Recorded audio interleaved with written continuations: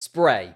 A word that strikes fear into the hearts of Formula One drivers. A wall of water thrown up into the air by the car in front of you, completely blinding you as you hurtle towards corners at 300 kilometers an hour.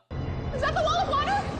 But that could all be about to change thanks to a new part that is set to be tested on track for the first time ever after the British Grand Prix. But before we look at what it is, let's look at why we need it. The 2021 Belgian Grand Prix will live long in the memory for many Formula One fans, but not for positive reasons. And no, I'm not talking about Nikita Mazepin's fastest lap being deleted. Perfection.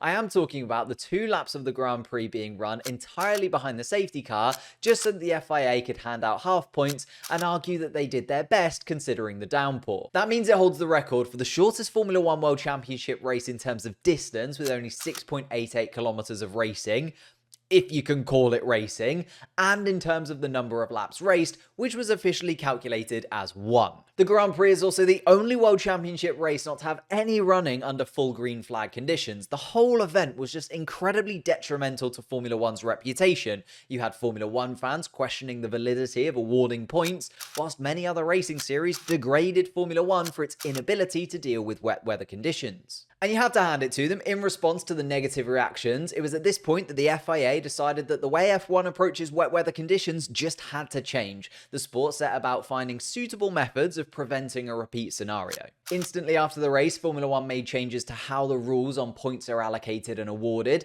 stating that the race must involve a minimum of 2 laps of green flag racing without a safety car or virtual safety car before any points can be awarded. But that doesn't solve the real problem, which was the cars being unable to race in the rain. Which has led to this season, Pirelli have introduced a new full wet tyre compound to improve the racing under wet weather conditions, allowing cars higher levels of grip even when there is standing water on the track, whilst also working at a lower temperature as the tyres don't require tyre blankets.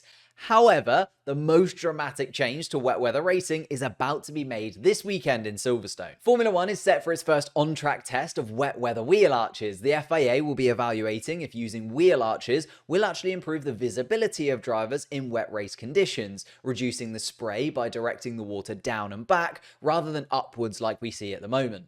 Interestingly, these wouldn't be a permanent part of the Formula One cars, like the front wheel winglets that we see at the moment, for instance, but instead would actually only be attached to the car for the wet weather conditions, either before the race or during a red flag stoppage by clipping them onto the rear tyres. This means that not only do they have to prove that they can reduce the spray, but also that they can work aerodynamically alongside the characteristics of the new ground effect Formula One cars. Given that they will be a spec part, they can't be seen to give an advantage to one team over another. This all means that the test this weekend is absolutely crucial. 2 teams have been invited to help with the wheel arch testing and will be running only using a single straight, where sprinklers will be used to soak the track in order to allow perfect data to be collected. If the test at the British Grand Prix this weekend is successful, we could actually see the introduction of these wheel arches as soon as 2024. However, considering all the work that has gone into the research and development of these wheel arches, Nicholas Tombasi, head of the FIA Formula One technical department, said, "We only think it's going to be something that hopefully gets used on a couple of occasions a year, maybe 3.